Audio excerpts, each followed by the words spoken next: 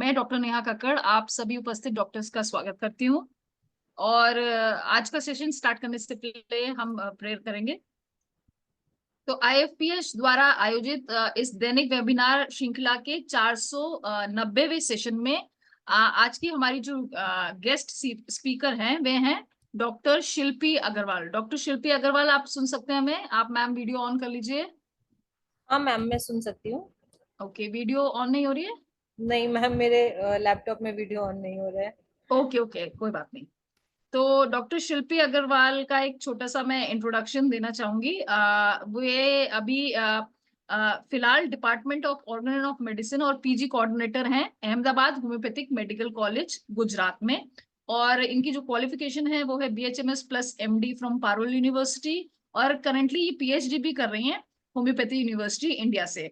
इनका जो स्पेशलाइजेशन है वो होम्योपैथिक क्षेत्र दवाइयों द्वारा मेंटल इलनेस यानी कि मानसिक बीमारियों में कैसे हम होम्योपैथी यूज कर सकते हैं उसमें इनका स्पेसिफिक स्पेशलिटी है। और सीसीआरएच द्वारा भी इनको डिप्रेशन के केसेस में एक अलग न्यू अप्रोच होम्योपैथिक द्वारा कैसे इन्होंने जो भी काम किया है डिप्रेशन के ऊपर वो सीसीआरएच ने इनको रिकग्नाइज किया है।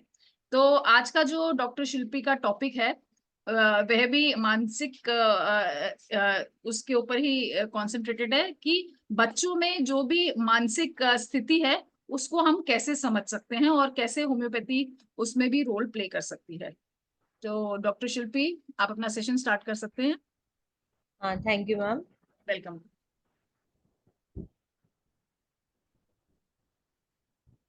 आप प्रेजेंटेशन में स्क्रीन शेयर, हाँ जी ठीक है।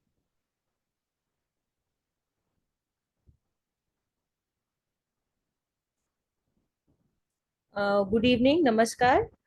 आप सभी का स्वागत है।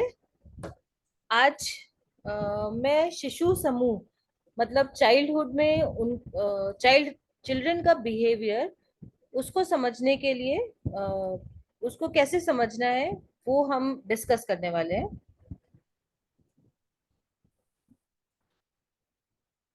फर्स्ट ऑफ ऑल, बच्चे जो होते हैं वो स्टार्टिंग से मतलब फर्स्ट 0 डे से वो बहुत ही कुछ चीजें होती हैं जो वो इनबॉर्न सीख कर आते हैं। बाकी वो सारे कौशल जो हैं वो जैसे जैसे बड़े होते हैं वैसे वैसे वो सीखते रहते हैं।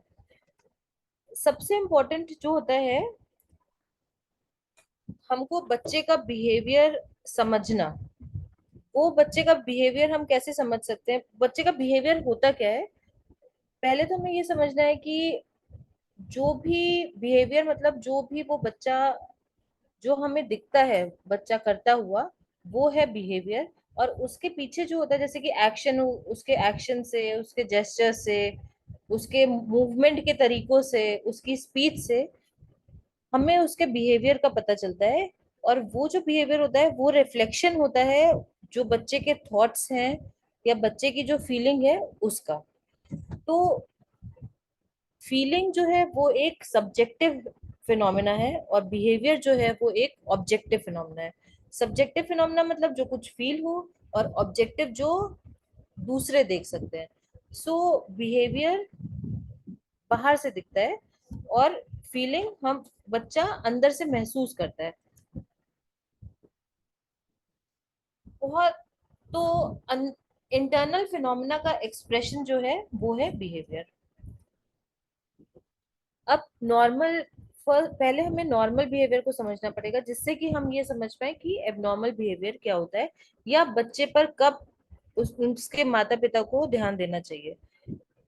तो सारे बच्चों का बिहेवियर एक जैसा नहीं होता। पहले तो ये हम सभी लोग जानते हैं कि हर बच्चा एक अलग इंडिविजुअल है और वो किस एनवायरनमेंट में रहता है, उसकी एज क्या है, उसका फिजिकल इमोशनल डेवलपमेंट कैसे हुआ है, उसकी पर्सनालिटी कैसी है, फिर उसका कल्चरल बैकग्राउंड कैसा है, उसका सोशल, उसका और उसकी फैमिली का सोशल कल्चरल बैकग्राउंड कैसा है, इन सब पे बिहेवियर डिपेंड करता है। कई बार हमने देखा है कि एक रीजन में या एक पार्ट में कोई बिहेवियर सोशली एक्सेप्टेबल होता है, वही वही बिहेवियर दूसरे रीजन या दूसरे पार्ट में सोशली एक्सेप्टेड नहीं होता है।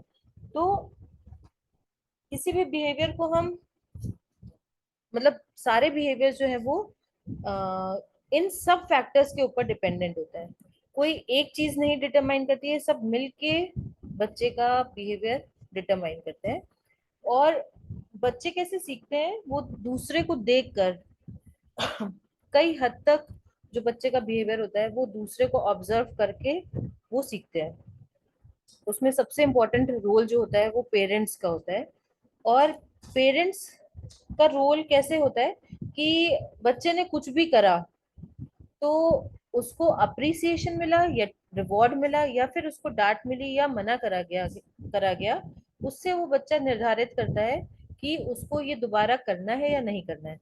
कई बार क्या होता है कि जब बच्चे को कोई रिवॉर्ड दिया गया या उसको कोई पनिशमेंट दिया गया, तो वो जैसे वो ये बात देख लेता है कि हाँ, ये मुझे रिवॉर्ड दिया गया है तो इसका मतलब ये अच्छी चीज है, और मुझे पनिश करा गया गया है तो ये गलत चीज है।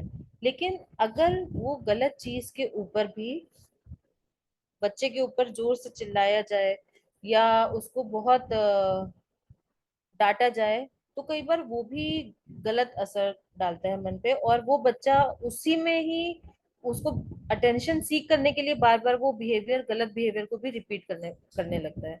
तो उसके लिए उसको प्रॉपर अच्छे तरीके से समझाया जाए, ना कि उसको चिल्ला के और डांट के और बहुत हार्श पनिशमेंट दे के उसको रोका जाए।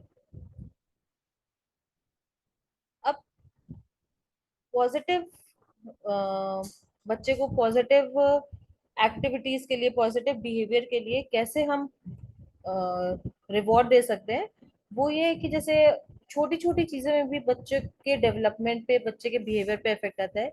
जैसे कि कुछ किसी बच्चे ने कुछ अच्छा काम करा गया, जैसे उसको सिखाया गया कि यू हैव टू, मतलब आपको हर बार खाना खाने के पहले हाथ धोने हैं ना। अगर वो ये चीज 3-4 दिन तक लगातार करता है तो हम उसको ऐसा कह सकते हैं कि अगर आपने ये 1 वीक पूरा ऐसा आपने फॉलो करा है, तो आपको संडे को या मंडे को आपको आपका फेवरेट स्नैक मिलेगा, and this is a reward for the child. तो उसको या कोई एक छोटा सा स्पेशल टॉय मिलेगा, तो वो बच्चा वो धीरे धीरे ऐसे ही लर्न कर लेता है कि हाँ, अगर मैं ये करूंगा तो मुझे ये अवार्ड मिलता है या मुझे। और ऐसा नहीं है कि वो रिवॉर्ड बड़ा ही होना चाहिए, उसको एक स्टोरी सुनाना, उसके साथ एक गेम खेल लेना, उसको एक क्या कहते हैं पेंसिल दे देना, that is also a reward. तो वो, या उसके साथ कोई गेम खेल लेना या कोई फन एक्टिविटी कर लेना, वो सब भी रिवॉर्ड का ही पार्ट होता है। और उससे जो है वो बच्चा वो अच्छी चीजें करने के लिए प्रेरित होता है। अब हम देखते हैं कि एबनॉर्मल बिहेवियर होता क्या है। एबनॉर्मल बिहेवियर क्या होता है, जब हम किसी भी बिहेवियर को एबनॉर्मल तब कहते हैं जब वो बिहेवियर एक्सट्रीम, मतलब बहुत ज्यादा लंबे समय तक और बहुत ज्यादा एक्सट्रीम में होने लगे, जिससे कि सोसाइटी को उसको एडजस्ट करने में और सोसाइटी बच्चे को सोसाइटी में एडजस्ट करने में और सोसाइटी को बच्चे को एडजस्ट करने में दिक्कत होने लगे, तब उसको कहते हैं एबनॉर्मल बिहेवियर या अनहेल्दी बिहेवियर। अब हम ये देखते हैं कि स्टेज वाइज बच्चे के बिहेवियर में क्या क्या प्रॉब्लम्स या क्या क्या मुश्किलें या क्या क्या परेशानियां आती हैं। तो सबसे पहले हम बात करते हैं न्यू बॉर्न की। न्यू बॉर्न जो एज होती है वो है 0, द जिस दिन वो बच्चा पैदा होता है उस दिन से लेके 1 महीने तक की, उसको हम बोलते हैं न्यू बॉर्न एज ग्रुप। उसमें सबसे फर्स्ट जो कई सारे पेरेंट्स एक्सपीरियंस करते हैं वो है डिफिकल्ट चाइल्ड सिंड्रोम। उसमें क्या होता है, क्योंकि कई पेरेंट्स जो फर्स्ट टाइम पेरेंट्स बन रहे होते हैं या फिर दूसरी बार भी, लेकिन कई बार क्या होता है कि बच्चे को ऐसी इरेगुलरिटीज होते हैं, जैसे कि उसके सोने में दिक्कत होना, उसको फीड करने में दिक्कत होना, उसकी यूरिन पास नहीं होना या स्टूल पास नहीं होना।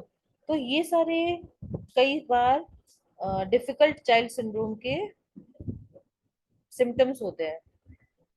फिर बच्चा रोता ही जाता है, रोता ही जाता है और चुप नहीं होता है। बच्चा फीड करने फीड नहीं करता, या फिर बच्चा बहुत ज्यादा छोटी सी आवाज से भी बहुत ज्यादा चौंक जा रहा है, छोटी सी लाइट भी सहन नहीं कर पा रहा है। तो ये सारे 1 महीने के बच्चे के अंदर हम उसके बिहेवियर में ये सब नोटिस कर सकते हैं ना। दूसरी स्टेज आती है इन्फेंट्स की। इन्फेंट्स की जो स्टेज है वो 1 महीने से लेके और 1 साल तक की होती है, बच्चे के फर्स्ट बर्थडे तक की। उसमें जो बिहेवियर में प्रॉब्लम आती है वो मेजरली होती है इन्फेंटाइल ऑटिज्म की, जो कि आजकल, पहले इतना कॉमन नहीं था, बट दीज डेज ऑटिज्म के केसेस बढ़ते जा रहे हैं। और ऐसा नहीं है कि ये जब जो एज लिखी है वो प्रॉब्लम वहीं पे ही शुरू होती है। कई बार ये प्रॉब्लम्स तब से शुरू हो जाती हैं जब से मदर कंसीव करती है, तो माँ के कंसेप्शन या प्रेगनेंसी टाइम पर भी जो प्रॉब्लम्स होती हैं वो भी इन पर इफेक्ट डालती है, उस बच्चे पे, उस ग्रोइंग एम्ब्रियो पे उसका इफेक्ट होता है, जिसकी वजह से भी ये सारी बिहेवियर की प्रॉब्लम्स डेवलप हो सकती है। अब नेक्स्ट है इन्फेंटाइल ऑटिज्म, जो कि फर्स्ट ईयर ऑफ बर्थ में देखने को मिलता है। इसमें क्या होता है कि हम बेबी के पर्सनालिटी या बच्चे के पर्सनालिटी में, उसके टेम्परामेंट में डिफरेंस देखते हैं। जैसे कि बच्चा बहुत ज्यादा एग्रेसिव हो जाता है, कोई छोटा सा कोई रीजन होगा या कोई रीजन नहीं भी होगा तो भी कि बच्चे की एग्रेसिवनेस होना। नॉर्मल बच्चों को देखा जाए तो उससे उसकी ग्रोथ का स्केल जो है वो कम होता है। या जैसे कि हम सब जानते हैं कि एवरी ह्यूमन बीइंग एक साइडेड, वन साइडेड डोमिनेंट होता है। जैसे कि मेजोरिटी लोग जो होते हैं वो राइट साइडेड डोमिनेंट होते हैं, लिखना, सीजर्स यूज करना, नाइफ यूज करना, खाना, मेजर सारे काम राइट हैंड से करते हैं। तो वो चीज जो है वो फर्स्ट ईयर ऑफ डेवलपमेंट में शुरू हो जाती है। तो बच्चे का वो भी डेवलप नहीं हो पाना, कभी बच्चा इस हाथ को यूज करता है, कभी उस हाथ को यूज करता है। तो वो भी एक ये है, इन्फेंटाइल ऑटिज्म का एक सिंबल हो सकता है। फिर बच्चे का नॉर्मल स्पाइल 5 to 6, सोशल स्पाइल जिसको कहते हैं, वो 5 to 6 मंथ्स में स्टार्ट हो जाती है। लेकिन इन्फेंटाइल ऑटिज्म के केसेस में नॉर्मल स्पाइल भी नहीं शो करता है बच्चा। फिर ये भी एक चीज होती है, एक सिम्टम ऐसा भी होता है कि जिसमें जो, जैसे अभी हम जब भी देखेंगे ना, तो नॉर्मली जो छोटे बच्चे होते हैं वो 8 to 9 मंथ्स में वो वर्ड्स, अभी तो आजकल और जल्दी 5 to 6 मंथ्स में बच्चे वही वर्ड रिपीट करने के लिए ट्राई करते हैं जो उनसे बोला था। जैसे बा बा बा बा बा बोला जाएगा तो वो भी बा बा बा बा बा बोलेंगे। बा बा बोला जाए, बाय बाय तो बाय बाय। तो अभी क्या होता है कि इन्फेंटाइल ऑटिज्म में बच्चे वो नहीं बोलते, वो कुछ अलग ही बोलते हैं जो किसी को समझ में नहीं आता, और ये बहुत लेट है, मतलब वन वन ईयर के बाद भी ये कंटिन्यू रहता है। दूसरा हम बात कर सकते हैं attention deficient hyper sensitivity disorder में। ये भी हम 0 से ये 1 मंथ से 1 ईयर तक देख सकते हैं। और इसमें क्या होता है, ये भी कंटिन्यूएशन में होता है, मतलब बड़े बच्चों में भी देखा जा सकता है, लेकिन हम इसके साइंस इन्फेंट के बिहेवियर में भी देख सकते हैं। जैसे कि बहुत, जैसे मैंने पहले भी बताया था, छोटी छोटी, छोटी सी लाइट, छोटे से साउंड बच्चे को बहुत ज्यादा सेंसिटिविटी क्रिएट कर दे, और उसके लिए बच्चा जैसे उसके लिए एवर्स रिस्पॉन्स क्रिएट करने लगे। तो ये एक सिंबल हो सकता है attention deficit hyper sensitivity disorder का। अब हम बात करते हैं अर्ली चाइल्डहुड। जो बच्चा बेबीहुड और अर्ली चाइल्डहुड में बच्चे क्या क्या सीखते हैं। सबसे पहले हम देखें तो बच्चे, दूध पीना तो बच्चा फर्स्ट डे से शुरू कर देता है, लेकिन सॉलिड फूड खाना बच्चा बेबीहुड में सीखता है, चलना, बोलना, फिर यूरिन और स्टूल को रोकना, फिर पढ़ने के लिए रेडी होना, बोलने के लिए रेडी होना, और क्या चीज गलत है क्या चीज सही है ये सब चीजें, और कॉन्शियस डेवलप करना, ये सब चीजें जो है वो अर्ली चाइल्डहुड या फर्स्ट ईयर से ही शुरू हो जाती है।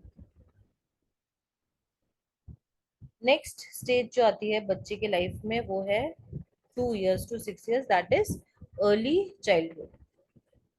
नाउ जैसे कि मैंने पहले बताया था, attention deficit hyper sensitivity disorder में 2 ईयर का बच्चा होगा तो वो या तो बहुत जो उसको एक्स्ट्रा स्टिमुलस से हाइपर एक्टिव हो जाता है या हाइपर सेंसिटिव हो जाता है, उसकी वजह से वो बहुत ज्यादा बोलने लग जाता है। वो एक बार में एक स्टिमुलस को भी अटेंड नहीं कर सकता है। कंटिन्यूअसली वो कुछ ना कुछ एक्टिविटी करता रहता है, कि जैसे कभी कुछ उठाएगा, कभी कुछ रखेगा। क्लिनिक्स में भी आते हैं तो ऐसे बच्चे पेन छुएंगे, पेपर छुएंगे, फिर टेबल पे हाथ रखेंगे, फिर चेयर खिसकाएंगे, तो they can not sit. And वो अटेंशन सीख करने के लिए, उनको ऐसा लगता है कि उनके ऊपर अटेंशन नहीं दिया जा रहा है, उसको सीख करने के लिए वो डिफरेंट एक्टिविटीज करते हैं कंटिन्यूअसली। फिर उनको राइट और लेफ्ट का डिस्क्रिमिनेशन डिफिकल्ट होता है, क्लॉक में टाइम नहीं देख पाते। डिफरेंट डिफरेंट परसेप्शंस हो सकते हैं, सुनने के परसेप्शंस या देखने के, या उनको हैंड और आई का कोऑर्डिनेशन भी प्रॉपर नहीं होता है। बात बात पे गुस्सा हो जाना, कभी हंसना, कभी एकदम से हंसने लग जाना, एकदम से रोने लग जाना, ये भी एक्सप्लोसिव इरिटेबिलिटी है, वो भी एक बिहेवियरल डिसऑर्डर है जो हमें attention deficit hyper sensitivity disorder में देखने को मिलता है। और भी ऐसे कई सारे चीजें हैं, जैसे कि बहुत ज्यादा चीजें मांगना। बच्चे ऐसा क्या करते हैं, बहुत सारे कुछ कुछ ये मांगेंगे, फिर ये नहीं चाहिए, दूसरी चीज चाहिए, रेस्टलेसनेस होना। वो अपने वो जैसे ऐसे टॉयज होते हैं ना, जो एक ही टाइप की मूवमेंट करते हैं, उनको ही हर समय करते रहना, हर समय करते रहना। वो कभी ग्रैट मतलब जो चाहिए उनको उससे कभी वो उसको वो भी दे दिया जाए तब भी वो खुश नहीं होते हैं, हरिड होते हैं। लिखने में, बोलने में, उनके उनके बोलने में भी ऐसा होता है कि हमें जल्दी जल्दी इतना बोलेंगे कि वो समझ में नहीं आएगा। क्लास में लिखेंगे भी तो टीचर हमेशा शिकायत करता रहेगा कि वो इतना गंदा लिखते हैं, इतना बोलने के बाद भी वो they are not following the instructions of the teachers also. ना दूसरी हम एक और कंडीशन है चाइल्डहुड न्यूरोसिस।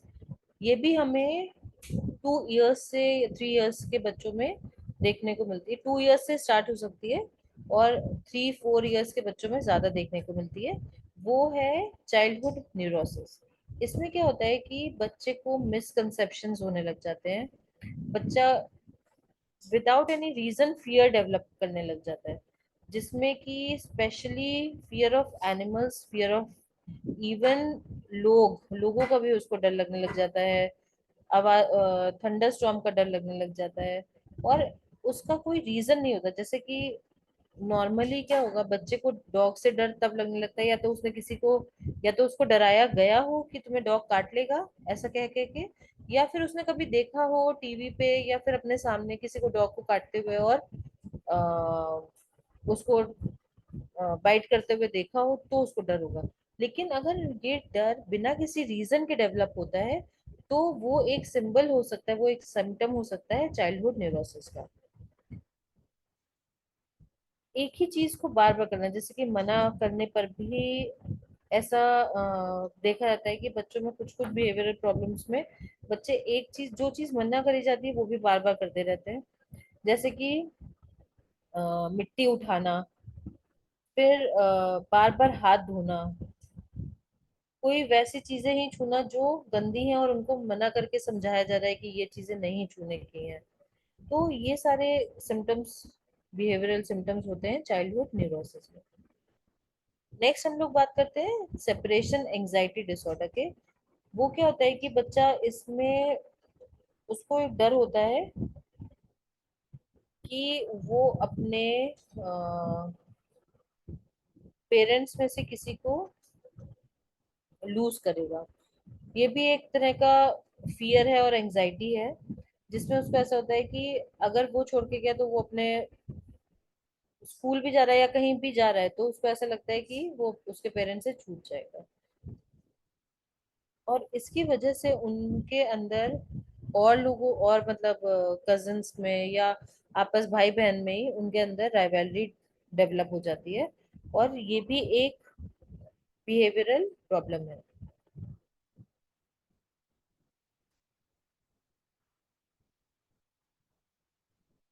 ये भी reactive attachment disorder of infancy and early childhood में भी वही है, जिसमें इसमें क्या होता है कि बच्चे जो नॉर्मल बच्चों का वो होता है अटैचमेंट, वो हमें नहीं देखने को मिलता है। जैसे कि जिस बच्चे को जैसे कि गेम्स देख के अच्छा लगना चाहिए बच्चे को, और बच्चों के साथ अच्छा लगना चाहिए बच्चे को, बॉल दी जाए तो वो उससे खेले, तो ये जो नॉर्मल साइंस है बच्चे का फेस देख के, एक स्माइल बच्चों की आंखों में, एक इनोसेंस और एक खुशी, वो सब हमें नहीं देखने को मिलती है अगर बच्चा रिएक्टिव अटैचमेंट डिसऑर्डर से फेस कर रहा होता है तो।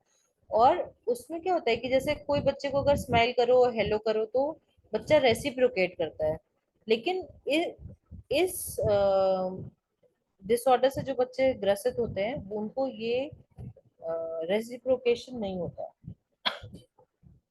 उनमें अलर्टनेस नहीं होती है और प्लेफुलनेस नहीं होती है। मतलब ऐसे बैठे रहेंगे, गुमसुम से रहेंगे, दूसरों से बात नहीं करना, दूसरों को जवाब नहीं देना, कोई उनसे हेलो हाय कर रहा है तो उसको बाय कर रहा है तो वो नहीं करना।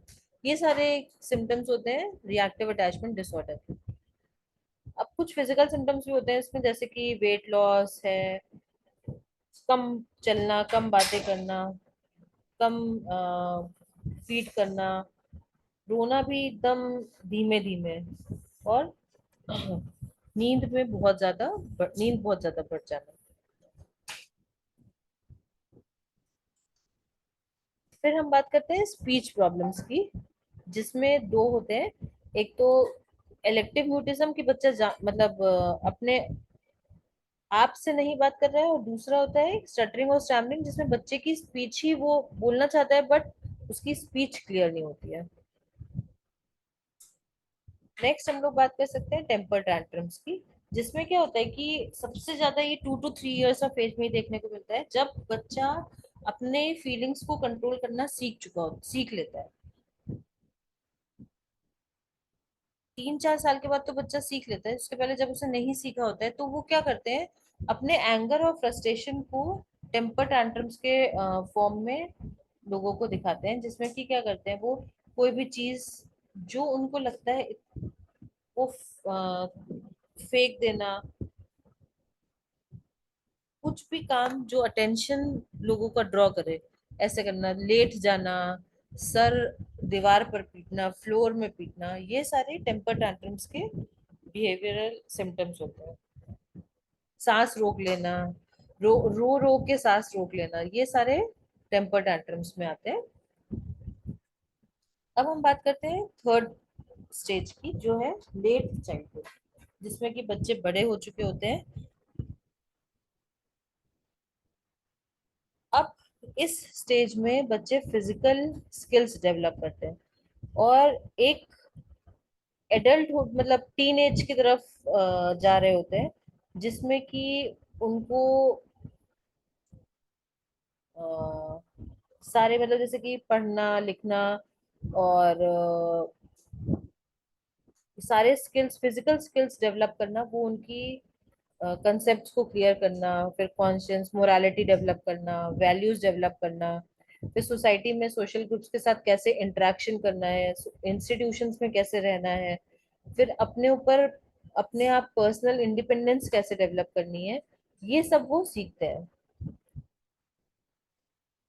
अब लेट चाइल्डहुड की बात करते हैं तो ये तब तक होता है जब तक कि बच्चे प्यूबर्टल एज में नहीं चले जाते, तो this stage is known as late childhood. इसमें फर्स्ट ऑफ ऑल हम बात करें तो चाइल्डहुड साइकोसिस की है, जिसमें बच्चा एक ही टॉय के ऊपर फिक्स हो जाता है। साइकोसिस में क्या होता है कि फिक्सेशन होता है पर्टिकुलर किसी ऑब्जेक्ट का या चीज का या पर्सन का, जैसे कि पापा के ऊपर, मम्मी के ऊपर, दादी के ऊपर बच्चा एकदम स्टक हो जाता है, या टीचर के ऊपर या मेड के ऊपर, किसी के ऊपर भी, कोई टॉय के ऊपर, कि एक ही टॉय से खेलता है, एक ही ऑब्जेक्ट को ही से ही एंटरटेन होता है वो। इसमें बच्चे बहुत बिजार उनका बिहेवियर होता है, स्पीच पैटर्न्स भी डिस्टर्ब हो सकते हैं, विड्रॉल सिम्टम्स आते हैं, मतलब कि वो सोसाइटी से विड्रॉ कर लेता है अपने आप को बच्चा। आई कांटेक्ट नहीं होता है इसमें। फिर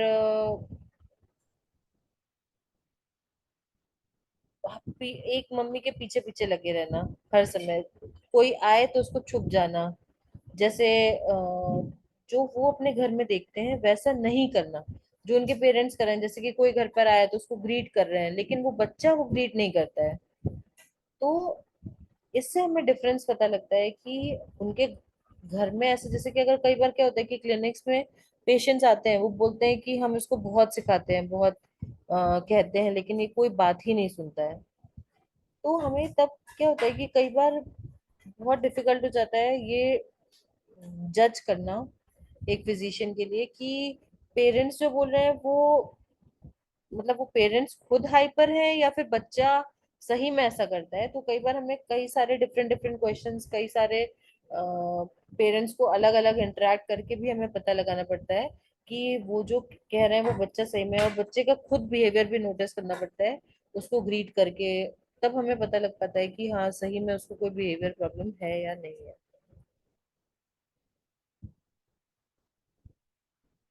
अब आजकल जो देखा जा रहा है वो बच्चों में भी मेनिक डिप्रेसिव एपिसोड्स बहुत ज्यादा देखने को मिल रहे हैं।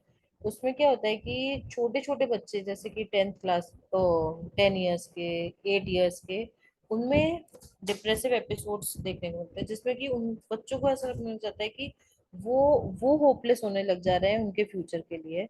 उनको ऐसा लग, उसकी वजह से क्या होता है कि उनके अंदर ईटिंग डिसऑर्डर्स हो जाते हैं, या तो बुलीमिया हो जाता है जिसमें कि उनको बहुत ज्यादा भूख लगती है, या उनको एनोरेक्सिया हो जाता है जिसमें कि उनको बहुत कम भूख लगने लग जाती है। नींद के पैटर्न्स बहुत वेरीड होते हैं।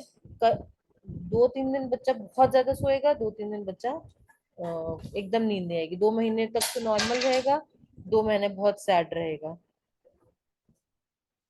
बहुत देर तक हिलते रहना, या कोई चेयर को बार बार ऐसे आगे पीछे ऐसा करना, या कोई हैंड का पर्टिकुलर बहुत ज्यादा मूवमेंट करना, कोई डेंजरस थिंग है उसका भी फियर डेवलप ना होना। जितना उस एज के बच्चे को का इंटेलिजेंस होना चाहिए उतना इंटेलिजेंस ना डेवलप होना, और किसी बिना बात के भी हंसना या रोना, ये सारे सिम्टम्स जो होते हैं वो मेनिक डिप्रेसिव डिसऑर्डर के सिम्टम्स होते हैं। नेक्स्ट हमें जो बिहेवियरल प्रॉब्लम देखने को मिलती है वो है थम सकिंग। थम सकिंग का की बात अगर करी जाए तो थम सकिंग इवन वूम्ब में से, जब बच्चा 3-4 मंथ्स की ग्रोथ हो जाती है, उसके बाद 3 मंथ्स जब बेबी बॉर्न हो जाता है उसके बाद से थम सकिंग स्टार्ट होती है। लेकिन ये 5 इयर्स तक मैक्सिमम कम हो जानी चाहिए। लेकिन क्या होता है कि कई बच्चों में ये देखने को मिलता है कि वो इवन लेट चाइल्डहुड और इवन अडल्टहुड तक उनको थम सकिंग की प्रॉब्लम रहती है। और इससे क्या होता है कि अगर कई बच्चों में 6 6 साल पर, या 5-6 साल में, या फिर 7-8 साल तक ये प्रॉब्लम धीरे धीरे धीरे रिग्रेस हो जाती है। लेकिन अगर ये प्रॉब्लम, थम सकिंग की हैबिट, प्रॉब्लम से भी ज्यादा इसको हैबिट कह सकते हैं, अगर ये बहुत दिनों तक रहती है, मतलब 8 इयर्स से भी ज्यादा रहती है, तो फिर क्या होता है कि जो परमानेंट टीथ होते हैं और जो ओरल कैविटी होती है और डेंटिशन जो होता है, वो मतलब दूध के दांत टूट जाने के बाद जो परमानेंट टीथ आते हैं, वो, उसमें क्या होता है कि जो ओरल कैविटी का शेप होता है वो थंब सकिंग की वजह से वो डिस्टॉर्टेड हो जाता है। और अपर और लोअर जॉस की होती है क्योंकि मिल नहीं पाते, मतलब थंब की वजह से उन दोनों का जो लॉक होना चाहिए वो नहीं हो पाता, उसकी वजह से जो शेप है, और स्पीच डिफेक्ट भी डेवलप हो जाते हैं, और शेप भी जो ओरल कैविटी का है वो डिस्टॉर्टेड हो जाता है।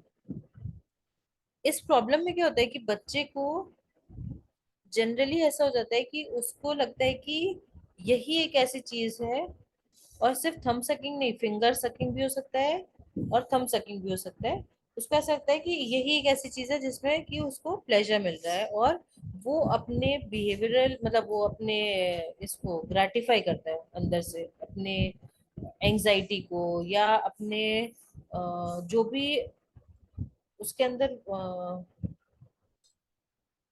कोई भी मतलब उसको अंदर से प्रॉब्लम होती है, उसको ग्रेटिफाई करने के लिए, जैसे भूख लगी तो वो रोने की जगह सोचेगा कि वो, उसको मन में ऐसा आएगा कि थम सकिंग करने से उसको ग्रेटिफिकेशन मिल जाता है।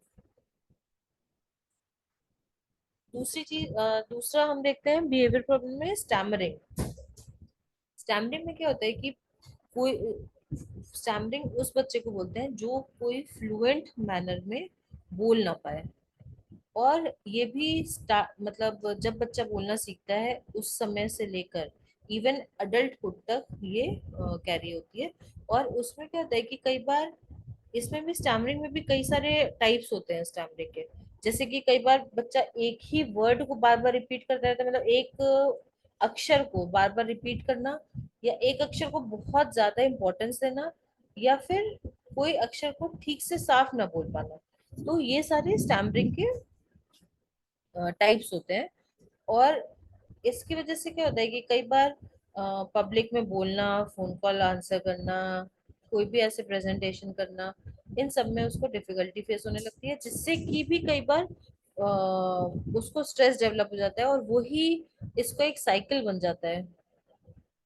उसके ऊपर फैमिली का स्ट्रेस होना, उसको लिसनर रिएक्शंस की वजह से, मतलब जो सुनता है वो उसका क्या रिएक्शन होगा, इसकी वजह से भी कई बार वो स्ट्रेसेस डेवलप होने लग जाते हैं। और परफॉर्मेंस प्रेशर, फिर एनवायरनमेंट का प्रेशर, फिर ये सब एक विशियस साइकिल, मतलब एक साइकिल बन जाता है कि वो ऐसा करता है तो उसको ऐसा रिस्पॉन्स मिलता है, तो फिर से उसको और स्ट्रेस होता है और स्टैमरिंग और बढ़ जाती है। तो ऐसे ये पूरा एक साइकिल की तरह चलता रहता है। अब इसके जो स्टैमरिंग के जो मेनली जो प्रेसिपिटेटिंग फैक्टर्स हैं, उनको अगर हम देखें तो परफॉर्मेंस प्रेशर, मतलब उसको वही मैंने बताया ना, जो जैसे कोई, उसको बच्चे को पता है कि मेरी स्पीच क्लियर नहीं है, मुझे स्टैमरिंग है, तो उसको परफॉर्मेंस को और प्रेशर डेवलप होता है उसके स्कूल, या फिर कई, ये कभी देखने को मिलता है, उन बच्चों में भी देखने को मिलता है जिनको जल्दी जल्दी स्कूल चेंजेस या होम चेंजेस होते हैं, या फिर सिबलिंग का बर्थ हो जाता है बहुत अर्ली, जैसे बहुत कम डिफरेंस में सिबलिंग होना, पेरेंट्स के अंदर कोई कन्फ्लिक्ट होना, या घर में बहुत लड़ाई झगड़े का माहौल होना, या फिर कोई अच्छी, मतलब उनके घर, मतलब उनके सराउंडिंग्स में, उनके आसपास कोई बहुत इनअप्रोप्रिएट लैंग्वेज को यूज करता है। इन सब, ये सब भी प्रेसिपिटेटिंग फैक्टर्स होते हैं और स्टैमरिंग को कई बार कॉज करते हैं। नेक्स्ट हम देखें तो है बेड वेटिंग। बेड वेटिंग वैसे तो देखा जाए तो एक फिजिकल प्रॉब्लम है which is related to mind, और it is also a behavioural problem. उसमें क्या होता है कि बच्चे को नॉर्मली 5 ईयर्स ऑफ एज तक कहते हैं कि ये कंट्रोल डेवलप हो जाता है ब्लैडर में। बच्चा 3 साल से लेके 5 साल तक दिन में और रात में धीरे धीरे, पहले दिन में शुरू करता है ये बिस्तर गीला ना करना, उसके बाद फिर धीरे धीरे 1-2 सालों में रात को भी ये डेवलप कर लेता है। लेकिन कुछ बच्चों में ये एबिलिटी बहुत डिले हो जाती है, और इसका कई बार देखा जाता है कि इसका फैमिली हिस्ट्री से भी रिलेशन होता है। नेक्स्ट हम लोग बात करते हैं, दैट इज ट्राइकोटिलोमेनिया। ये होता है हेयर पुलिंग। इसके भी मैंने कई बच्चों के, 7-8 बच्चों के ऐसे मैंने केसेस देखे हैं, और 3-4 एडल्ट्स भी ऐसे केसेस देखे हैं। इसमें क्या होता है, बच्चे जो है वो अपने, ये वैसे जो है वो थोड़ा लेट चाइल्डहुड डिसऑर्डर जनरली होता है। उसमें क्या होता है कि बच्चा अपने खुद के स्कैल्प के हेयर रूट से निकाल के, मैंने जो केसेस देखे हैं वो सारे स्कैल्प वाले ही देखे हैं, बट ट्राइकोटिलोमेनिया कहीं के भी हेयर को अगर वो रूट से निकाल लेता है, तो उस बिहेवियर को बोलते हैं ट्राइकोटिलोमेनिया, मतलब हेयर पुलिंग। इसमें कई बार बच्चा एक एक बाल निकालता है, कई बार बच्चा कुछ, मतलब 8-10 बाल निकालता है, कई बार बच्चा पूरे हाथ से ऐसे नोच पुल कर लेता है। और इसकी वजह से जो केसेस मैंने देखे उनमें एलोपेशिया डेवलप हो गया था, और उसकी वो हैबिट, मतलब कॉन्स्टिट्यूशनल ट्रीटमेंट देने के बाद वो हैबिट भी उसकी चली गई थी, ये ट्राइकोडिलोमेनिया वाली। तो इसमें क्या होता है कि बच्चे को कितना भी दर्द हो, क्योंकि अगर आप हेयर पुल करेंगे अपना, बच्चे के तो हेयर स्ट्रांग होते हैं, तो अगर वो पुल करेंगे तो उसको दर्द होता है, लेकिन फिर भी एक तरह का, जैसे इसको कहते हैं ना ओसीडी या कंपल्सिव बिहेवियर, वो डेवलप हो जाता है। वो बच्चा जानबूझ के नहीं करता, वो उसके अंदर ऐसा ही होता है कि वो जब तक कि वो हेयर पुल ना करे वो अर्ज ही नहीं जाती है उसके अंदर से, और ये कंपल्सिव बिहेवियर होता है। जैसे कि नेल बाइटिंग है, फिर अपनी स्किन या नाखून के साइड की स्किन उखाड़ लेना, फिर अपनी स्किन को ही नोचना, अपनी चोटों को नोचना, ये सब एक तरीके के कंपल्सिव बिहेवियर्स ही होते हैं, और कई बार ये कंपल्सिव बिहेवियर्स भी फैमिली हिस्ट्री में रन करते हैं। अब इस ट्राइकोटिलोमेनिया से क्या होता है कि कहीं किसी, जैसे आईब्रो की अगर हेयर उखड़ दी या फिर एलोपेशिया डेवलप हो गया, तो बच्चे को धीरे धीरे वो, ये भी एक साइकिल का वो है, जिसमें बच्चे को फिर से एम्बैरेसमेंट होता है, फ्रस्ट्रेशन होता है, शेम होता है, लेकिन वो बच्चा इसको अपने आप से ओवरकम नहीं कर पाता है, और वो अपने हेयर स्ट्रैंड्स को पुल करता ही रहता है। कई बार कुछ बच्चों में ऐसा भी देखा जाता है कि वो बच्चे हेयर पुल करके और उसका रूट जो है वो खा लेते हैं। कोई बच्चे पूरा हेयर भी खा लेते हैं, और कोई बच्चे उसका रूट भी खा लेते हैं। तो ये एक पार्ट था ओसीडी का ही, जिसमें क्या होता है कि थॉट्स ऐसे आते हैं जो वांटेड नहीं होते हैं, और वो फियर से लिंक्ड होते हैं, लेकिन और वो बच्चा दूसरों से छुपाने की कोशिश भी करता है, लेकिन उसके अंदर इतना ऑब्सेशन डेवलप हो जाता है, कंपल्शन डेवलप हो जाता है कि उसको वो बिहेवियर कंपल्सरली करना ही पड़ता है, और वो अपने आप को रोक नहीं सकता। ऐसा दूसरों को, पेरेंट्स को, ग्रैंड पेरेंट्स को ऐसा लगेगा कि वो जानबूझ के कर रहा है, पर वो जानबूझ के नहीं कर रहा होता है, क्योंकि उसको बार बार वो अर्ज आती रहती है, और माइंड में ऐसे सिग्नल्स आते हैं, वो फिजिकल सिग्नल्स आते हैं, ऐसे स्टिमुलस आते हैं कि उसको वो कंपल्सिव बिहेवियर करना ही पड़ता है। नेक्स्ट ऐसा ही एक बिहेवियरल डिसऑर्डर ओबेसिटी भी है। कई बार वो बिहेवियर से भी लिंक्ड होता है, ओबेसिटी। नेक्स्ट भी, नेक्स्ट हम बात कर सकते हैं नेल बाइटिंग की। नेल बाइटिंग भी एक तरह से कंपल्सिव बिहेवियर ही है, स्पेशली वो नर्वस टाइप के जो बच्चे होते हैं उनमें देखने को मिलता है। उन्हीं में ये कई सारे ऐसे नेल बाइटिंग, जैसे कि थंब सकिंग है, फिर नोज पिक करना, मतलब ना नोज को हमेशा कुरेदते रहना, फिर हेयर को हमेशा ऐसे ट्विस्ट करते रहना, दांत को ऐसे पीसना, ये सारे एक तरह के जो नर्वस बच्चे होते हैं उनको, नर्वस बिहेवियर को दर्शाते हैं ये सारे सिम्टम्स जो हैं।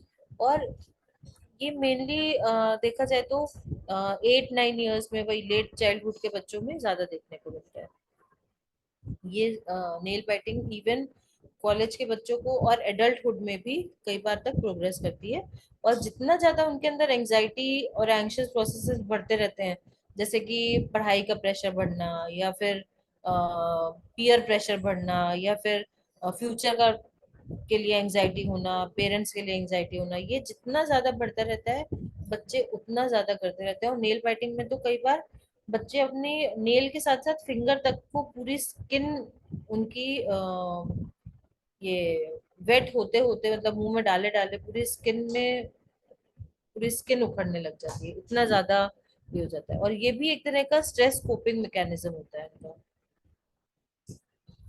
नेक्स्ट हम बात करें तो फियर। अब फियर जो होता है वो मैंने पहले भी जैसे बताया कि फियर कई बार कोई इमोशनल स्टेट की वजह से होता है। जनरली हम देखें तो कोई इमोशनल स्टेट की वजह से होता है, जैसे कि कोई चिंता हो, कोई एंजाइटी हो, कोई डर हो, कुछ ऐसा पहले एक्सपीरियंस करा हुआ हो, या पहले कभी कहीं देखा है, तो उसकी वजह से कई बार ये इमोशनल स्टेट डेवलप होती है, जो जिसको हम कहते हैं फियर। और ये कई बार जो फियर होते हैं ये माइल्ड डिग्री से लेके और फोबिया तक के होते हैं। फोबिया या पैरानोइया मतलब एक्सट्रीम लेवल के हो जाते हैं। ऐसे बच्चे भी होते हैं जो मतलब अपने पेरेंट्स के अलावा मतलब बाहर लाइटेड घर में भी 1 मिनट भी रूम से बाहर अपने पेरेंट के बिना नहीं जा पाते। That is known as phobia. अगर हम बोले कि 6 साल 5 साल का बच्चा है और वो अंधेरे में अकेले बाहर रोड पे या सोसाइटी में नहीं जा रहा है तो वो उसके लिए नॉर्मल है।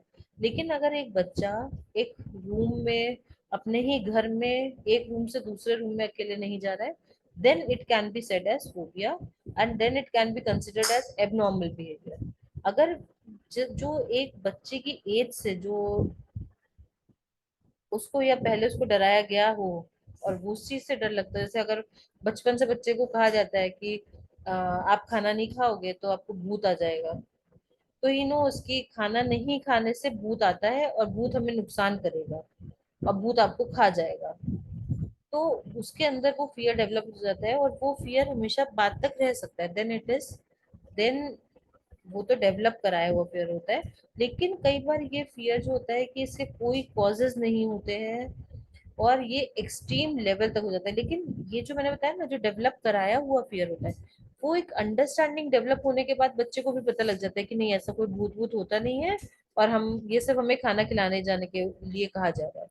लेकिन वही अगर वो बच्चे के अंदर बिहेवियरल डिफेक्ट है या फोबिया है, तो वो फियर उसको फोबिया या पैरानोइड सिचुएशन तक उसको ले जाता है और उसके अंदर एक्सट्रीम फियर्स डेवलप हो जाते हैं, सीरियस फियर्स डेवलप हो जाता है, जिसकी वजह से वो सोसाइटी में और सराउंडिंग्स में नेगेटिव बिहेवियर प्रेजेंट करते हैं।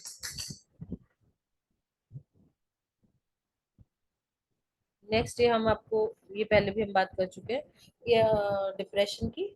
Now eating disorders. Eating disorder के लिए भी मैंने पहले भी बताया कि जैसे कई बार क्या होता है कि बच्चे बहुत ज्यादा खाने लग जाते हैं जिसमें उनको कोई सेल्फ कंट्रोल नहीं रहता है।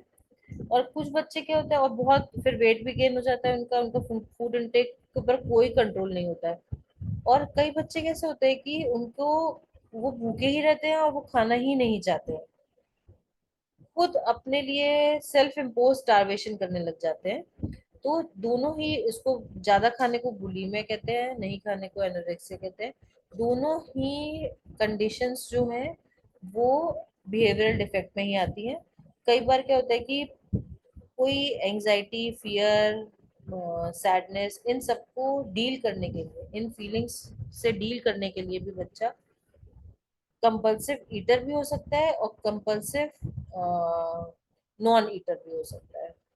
और कई बार आजकल के बच्चे जैसे कि मूवी देखते समय, टीवी देखते समय, ओटीटी में इतनी चीजें अवेलेबल है, उनकी वजह से कई बार बच्चे बिंज ईटिंग करने लग गए हैं, जिसकी वजह से भी कई बार ओबेसिटी और ईटिंग डिसऑर्डर्स होते हैं और उसमें भी अच्छा होम्योपैथी का रोल है।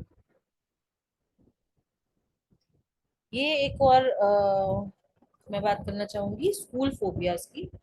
ये बहुत बहुत कॉमन नहीं है लेकिन फिर भी ये देखने को मिल जाता है, जिसमें कि क्या होता है, बच्चा स्कूल को अवॉइड करता है। कुछ बच्चे होते हैं जो स्कूल को अवॉइड करते हैं और वो they want to spend their time at home. वो हमेशा घर पे रहना चाहते हैं। उनको नॉर्मली क्या होता है कि बच्चे को स्कूल जाना अच्छा लगना चाहिए, क्योंकि स्कूल बनाया गया ही है उनकी एज ग्रुप के लिए, उनके अकॉर्डिंगली सारा करिकुलम डिजाइन करा जाता है। उनको प्ले, उनको मतलब उनके फ्रेंड्स मिलते हैं, उनको खेलने को मिलता है, उनको टीचर मिलती है जो उनको सिखाती है, पढ़ाई करने को मिलता है। और स्कूल एक ऐसा एनवायरनमेंट डेवलप करता है जो बच्चे इंजॉय करें। बट कई बार बच्चों को ऐसी प्रॉब्लम होती है जिसमें वो स्कूल को एंजॉय करने की जगह अवॉइड करने लगते हैं और वो होम को मिस करते हैं स्कूल जाके, और जिसकी वजह से उनके अंदर कुछ एंजाइटी और फियर डेवलप हो जाता है, जिसको हम कहते हैं स्कूल फोबिया। कई बार क्या होता है कि बच्चे को कोई स्ट्रेस है, बच्चे को कोई डिप्रेशन है, डाइवोर्स सेपरेशन का कोई केस है, तब भी ये सिचुएशन डेवलप हो जाती है। नाउ लास्टली मैं बात करना चाहूंगी कि कई बार जब हम क्लिनिक्स में पेशेंट्स को देखते हैं और पेरेंट्स आते हैं, तो हमें पेरेंट्स ऐसे क्वेश्चंस पूछते हैं स्पेशली कि हमको कैसे डील करना चाहिए बच्चे के साथ, या क्या सही है क्या गलत है, उनको नहीं समझ में आता है। तो मैं अपने क्लिनिक में, या हम अपने क्लिनिक में ऐसे ही सलाह देते हैं कि कोई भी हैबिट को या कोई भी बिहेवियरल प्रॉब्लम को बच्चे को हम प्रेशराइज करके नहीं रोक सकते हैं। उसके अंदर धीरे धीरे वो बच्चे के अंदर जो हैबिट डेवलप हुई होती है वो भी धीरे धीरे हुई होती है। तो उसको हटाने के लिए भी हमें धीरे धीरे ही प्रयास करने पड़ते हैं। ऐसा नहीं होता कि आज हमने इसके लिए कोई दवा ली या कोई उसकी काउंसलिंग कराई, तो आज के दिन हमने करवाई है तो एक हफ्ते के अंदर वो बंद हो जाएगी। उसमें समय लगेगा और हमें बच्चे को भी समय देना पड़ता है। और उसको प्रेशराइज जितना ज्यादा करेंगे उसके अंदर नेगेटिव रेनफोर्समेंट होगा और वो उतना ही ज्यादा करेगा। तो हमें प्रेशराइज नहीं करना है बच्चे को। हमें हम बात कर सकते हैं बच्चे से ही, अगर वो इतना बड़ा है, जैसे लेट चाइल्डहुड में कोई अगर डिसऑर्डर डेवलप होता है, तो हम उस बच्चे से ही बात कर सकते हैं कि इसके इसको ठीक करने के लिए आप क्या सोचते हो कि क्या हो सकता है। और हम दोनों, आप मतलब फैमिली को और बच्चे को मिलके एक साथ उसको, उस हैबिट को हमें रोकना होता है। फिर जैसे कि मैंने पहले भी बताया था कि कोई भी ऐसा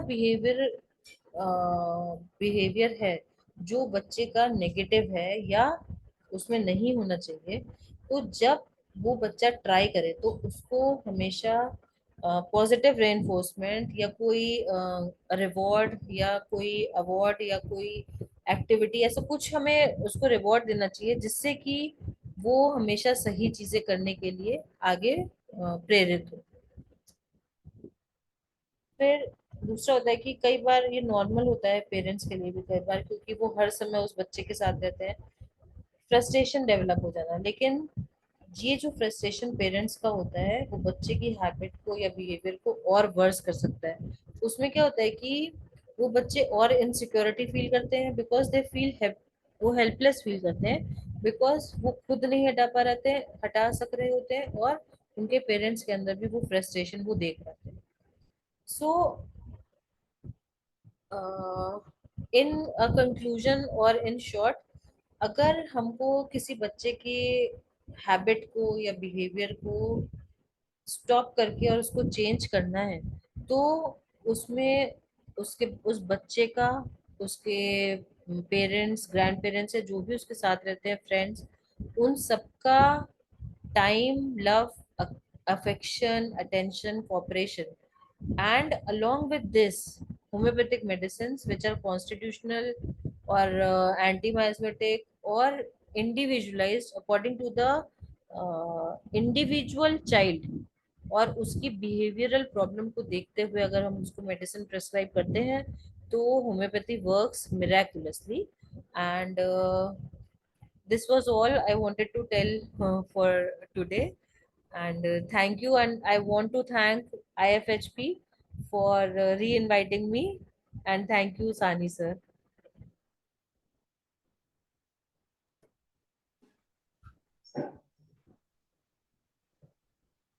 हाँ, थैंक यू डॉक्टर शिल्पी।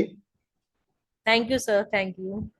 हाँ, बहुत अच्छा प्रेजेंटेशन, आपने बड़ा डिटेल्स में इसको डिस्कस किया है और आपने बहुत अच्छा बात बताया कि जो बिहेवियर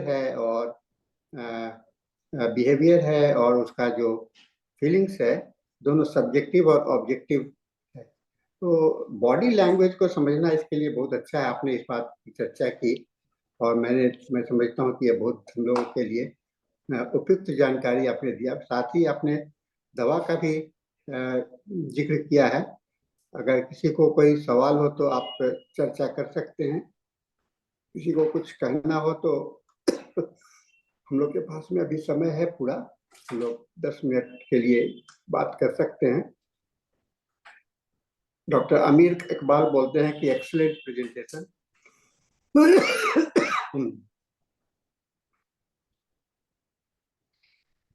Okay sir, आई मैं होप केसेस को नेक्स्ट नेक्स्ट प्रेजेंटेशन में केसेस इंक्लूड करूंगी सर।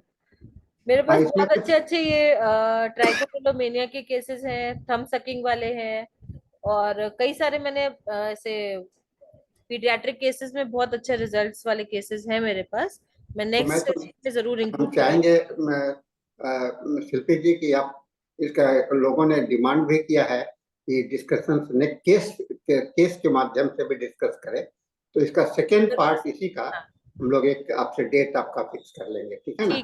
ठीक है सर, और जरूर। किसी का कोई सवाल है? देखिए, मेंटल सिम्टम्स का होम्योपैथी में बहुत बड़ा रोल है, और इस मेंटल सिम्टम्स को लेकर के बच्चों के लिए जो कहा जाता है, सबसे बड़ा रोल हम लोगों का बच्चों में इसके बिहेवियर का चेंज करना बहुत बड़ा एटीट्यूड होता है, बहुत बड़ा चीज होता है। लेकिन इसमें मेरा जो समझ में आता है कि बच्चे अक्सर बच्चे का जो गार्जियनशिप है, रोल ऑफ द पेरेंट्स, इसमें बहुत महत्वपूर्ण होता है। रोल ऑफ द पेरेंट्स अगर बहुत ठीक नहीं रहा तो उसके कारण भी बिहेवियर में चेंजेस आता है। जैसा कि शिल्पी जी ने भी बताया, अगर आप बच्चे को डांट करके रखना चाहते हैं, और मैं बच्चों का बिहेवियर में देखता हूँ कि वो बहुत ही हाइपर है, ऑटिज्म का केस आता है, तो ऑटिज्म के केस में वो अटेंशन जो है सो एकदम एक जगह पर फोकस रहता है, वो सेल्फ एब्जॉर्ब रहता है, और उसमें कुछ बदलाव होने की संभावना नहीं रहता है। तो ऐसे में अगर कोई सोचे कि कोई बदलाव आ जाए तो ये संभव नहीं हो पाता है। और इसके लिए अगर बच्चों हम लोग जो केस टेकिंग करते हैं तो उस समय में दोनों पेरेंट्स को साथ में रखते हैं, और पेरेंट्स कितना पेरेंटहुड निभा रहा है, ये बहुत बड़ा रोल होता है। और आज के समय में जब आइसोलेटेड और ज्वाइंट फैमिली, ये दो रोल हम लोग देखते हैं, आइसोलेशन सिंगल फैमिली और ज्वाइंट फैमिली में इसका बहुत बड़ा महत्व होता है। क्योंकि आइसोलेटेड फैमिली में अगर माता पिता दोनों वर्किंग हैं, या किसी एक वर्किंग है, हाउस वाइफ है, तो वहां पर ये बात को समझना समझना बहुत मुश्किल हो जाता है कि वो ठीक से केयर कर रहे हैं कि नहीं। इस केयर को देखने की करने के लिए रोल जो है तो वो दो, एक होता है कि एक जेनेटिक रोल होता है, और दूसरा होता है एक्वायर्ड रोल। एक्वायर्ड रोल तो को चेंज के लिए जो डॉक्टर हैनीमैन का जो जिक्र है वो है कि जैसे कि एक आप सिचुएशंस के कारण आपके होता है, तो उसके सिचुएशंस को बदलने का कोशिश करना पड़ेगा, है ना? आप अवस्था को बदलने का कोशिश करना पड़ेगा, बदलाव लाना पड़ेगा, इन्वायरमेंटल चेंजेस लाना वहां पर बहुत जरूरी हो जाता है, और इसके का बाद में ही आप आगे बढ़ करके कुछ कर सकते हैं। तो मैं समझता हूँ कि ये एक अच्छा एडिशन है। और आजकल के खास करके हम लोग देखते हैं, हम लोग के क्लिनिक में ऑटिज्म के केसेस काफी बढ़ रहे हैं। हम लोग के क्लिनिक में ADHD के केसेस काफी आ रहे हैं। बच्चे लोग, कुछ बच्चे ऐसे भी आते हैं जहाँ की माता पिता ये कंप्लेन करते हैं कि मेरा बच्चा खाता ही नहीं, तो खाने से उसके प्रति एवर्सन क्यों हो गया, उसको एनोरेक्सिया नर्वोसा जैसा डेवलप क्यों हो जाता है ना? ये सारे सिचुएशंस को इसके बिहेवियर में दिखलाई पड़ रहा है कि वो नहीं खा रहा है लोगों का, लेकिन ये ऑब्जर्व बिहेवियर है। लेकिन उसका रियलिटी क्या है ना? रियलिटी क्या है, जब तक आप उसका आकलन नहीं कीजिएगा तो उसके समझ में नहीं आता है। ये एक होता है बच्चे को बहुत खाने की आदत लग जाती है, बहुत ज्यादा खाना खाना शुरू करता है, बहुत ज्यादा खाना शुरू करता है, तो उसमें भी जो बुलिमिया और एनोरेक्सिया नर्वोसा, ये दो ऑपोजिट पोल के रूब्रिक्स है। और रिपोर्टरी में आप देखिएगा दोनों का जिक्र किया हुआ है, बहुत ज्यादा थोड़ा थोड़ा खाने के। तो आप अगर उसको डिप्राइव कीजिएगा, खाना नहीं दीजिएगा, प्रॉपर टाइम पर नहीं दीजिएगा, बच्चे को खाने की आदत लग जाएगी, और वो बुलिमिया के केस बन सकता है। फिर उसी तरह से अगर वो आप उसको बार बार खाने के लिए प्रेस करते रहेंगे तो बच्चे में जो है सो भूख की कमी हो जाएगी, और ये होता है। लेकिन एनोरेक्सिया नर्वोसा का दूसरा भी रूप होता है कि कुछ लोग सोशल इंटरेक्शन, सोशल सोसाइटी के प्रभाव के कारण होता है। समाज में लोग कहते हैं कि ज्यादा मोटा नहीं होना है, दुबला पतला रहना है, तो उसके लिए क्या करते हैं कि खाना भी बच्चे छोड़ना शुरू कर देते हैं, खास करके लड़कियां। हाँ, लड़कियों में एनोरेक्सिया नर्वोसा का केस बहुत होता है, जिससे कि वह धीरे धीरे एनेमिक हो जाती हैं, और उनके अंदर में ये प्रभाव होता है। एक और कुछ रिक्वेस्ट आया है शिल्पी जी, to selection of medicines on which grounds will also be discussed. Doctor Ganesh हाँ पांडे सर, जी, हाँ सर। सिलेक्शन ऑफ रेमेडी के विषय में अगर आप कुछ चर्चा कर दें तो ब्रीफ में, क्योंकि हम लोग के पास अभी 5 मिनट है, हम लोग इस पर सुन सकते हैं। डॉक्टर सर, शिल्पी। सर ज्यादातर केसेस में जो चाइल्डहुड केसेस में हम लोग देखते हैं कि कई बार एक केस में डिस्कस करना चाहूंगी। जो बच्चा था वो सेरिब्रल पाल्सी का केस था, और ये मेरी बहुत स्टार्टिंग की प्रैक्टिस का ही केस है सर। उसमें क्या था कि बच्चा 2 इयर्स का था, बट उसको लेट डेवलपमेंट, सारे डेवलपमेंट, मतलब वो बैठ भी नहीं पाता था। एंड मुझे अच्छी तरह से याद है वो फर्स्ट विजिट जो पेरेंट्स की थी, तो उसके मम्मी पापा दोनों लेकर आए थे उस बच्चे को। वो 2 इयर्स का था, लेकिन उसका डेवलपमेंट सिर्फ 8 मंथ्स के बेबी जितना हुआ था। उसका हाइट भी थोड़ा कम था, और उसको मैंने बोला ठीक है इस बच्चे को यहाँ पे बैठाइए, बैठाने के लिए ट्राई करिए। बट वो बच्चा मतलब पकड़ के भी उसको बैठाना डिफिकल्ट था, ऐसी सिचुएशन थी। और उसको लेटा के ही मैंने पहली बार उसको पूरा इंस्पेक्शन करा और सारे रिफ्लेक्सेस देखे, तो बहुत सारे रिफ्लेक्सेस बहुत कम कम ही मिले। और जो हमें नॉर्मली मतलब बर्थ के टाइम पे रिफ्लेक्सेस होते हैं, वो भी उतने स्ट्रॉन्ग रिफ्लेक्सेस उसके अंदर थे। ग्रास्प रिफ्लेक्स भी उसका बहुत कम था। उसके बाद फर्स्ट टाइम पे जब हमने केस चेकिंग करी तो मुझे कोई मतलब इसके बहुत सारे ऐसे कोई सिम्टम्स नहीं मिले, सिर्फ ये डिलेड डेवलपमेंटल सिम्टम्स ही मिले। पेरेंट्स की पास हिस्ट्री में देखा तो उसकी मदर ने पहली बार में तो कुछ नहीं बताया, मतलब उसके फादर के सामने तो कुछ नहीं बताया। बट उसने, जब मैंने उसकी मदर से, मुझे पता नहीं क्यों ऐसा लगा कि मुझे अलग से भी, मैं जब भी कोई ऐसा छोटा बच्चा होता है तो मैं उसके मदर और फादर दोनों से के साथ अलग अलग इंट्रोगेशन भी करने के लिए ट्राई करती हूँ। तो मैंने उनको दोनों पेरेंट्स को अलग अलग बैठा के बात करी। तो तब उसकी मदर एकदम से मतलब मैं उनके साथ अलग से बात कर रही थी तो वो एकदम से ऐसे रोने लग गई और बोली कि मेरी कुछ ऐसी पर्सनल प्रॉब्लम है जो मैं आपको नहीं मैं आपके साथ शेयर कर सकती। तो तो मैंने कोई बात नहीं, मैंने कहा ठीक है चलिए आप कंफर्टेबल हो जाइए। मुझे लगा कि मैं मुझे अभी उनको छोड़ देना चाहिए। और फिर सेकेंड विजिट में उनकी मदर, मैंने बोला उनको कि आप कोई बात नहीं, आप मुझे बता नहीं सकती हैं तो आप लिख कर लेकर आइएगा। आपको जो भी कुछ फील हुआ हो प्रेगनेंसी के पहले या प्रेगनेंसी के टाइम पर या जब आप बच्चा फीड करता था तब, तो वो आप मुझे वो सारी आपकी लाइफ की सिचुएशंस जो आपको फीलिंग्स हुई वो आप सब नोट करके लाइएगा। तब उन्होंने उसमें मुझे वो पता लगा कि उनको बहुत बड़ा, एक तो सबसे पहले उन्होंने ये तो बताया था कि उनके फादर की डेथ हो गई थी, बट ही वॉज इल, वो पहले से ही बीमार थे। लेकिन दूसरी चीज जो उन्होंने बताई कि उनके जो फादर इन लॉ थे वो उनके साथ वो मिसबिहेव करते थे एंड फिजिकल असॉल्ट करने का ट्राई करा था। तो this was a setback during pregnancy which that lady had faced during pregnancy। और फिर मुझे उसका कॉजेशन पता लगा और उसके बाद से उसकी प्रेगनेंसी भी बहुत डिफिकल्ट रही थी, मतलब थोड़ी डिफिकल्ट रही थी। और फिर उसके हिसाब से मैंने उसको इग्नेशिया 1M का एक डोज दिया था, जिसके बाद धीरे धीरे फिर मैंने 6 मंथ्स के बाद फिर उसको रिपीट करा था। और 1.5 years में बच्चे में बहुत अच्छा डेवलपमेंटल, मतलब वो बच्चे का वीडियो अभी मेरे पास है नहीं, वरना वो बच्चा चलने लग गया था। क्लिनिक पे हमारा हल्का हल्का चलने लग गया था, जो कि 2 इयर्स में लेट के हमने उसको पहली बार इंस्पेक्ट किया था। 3.5 4 साल, 3.5 पौने 4 साल की उम्र में वो चलने लग गया था। और उसके पेरेंट्स मतलब बहुत 3 4 इयर्स तक उसके फॉलोअप में आए, और उसके काफी बहुत अच्छा केस था वो। इग्नेशिया 1M हमने फर्स्ट डोज उसको पहले दिया था और फिर उसको सेकेंड 6 7 मंथ्स के बाद उसको फिर से रिपीट किया था। तो ये एक केस मैंने अभी डिस्कस करा सर। शिल्पी जी, और हम लोग का समय पूरा हो चुका है। डॉक्टर नेहा जी, आप हाँ जी सर। सेशन डॉक्टर धनेश जी को हैंड ओवर कीजिए। हाँ जी सर।